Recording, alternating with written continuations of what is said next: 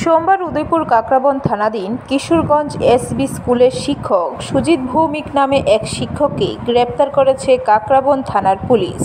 কাকরাবন থানার এএসআই রণজিৎ দাস জানান, গত বেশ কিছুদিন আগে শিক্ষক সুজিত ভৌমিকের বিরুদ্ধে পুরানো এক মামলায় ওয়ারেন্ট ইস্যু হয়। তারপর থেকে পুলিশ খুঁজে বেড়াচ্ছিল সুজিতকে থানায় নিয়ে আসার জন্য, কিন্তু পুলিশ কিছুতেই তাকে জালে তুলতে পারছিল না।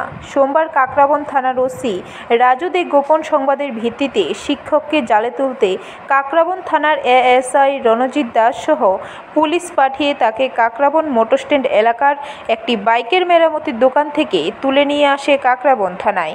শিক্ষকের বাড়ি কাকরাবন থানাধীন সুরেন্দ্রনগর এলাকায়। বাবার নাম মৃত অরবিন্দ ভৌমিক।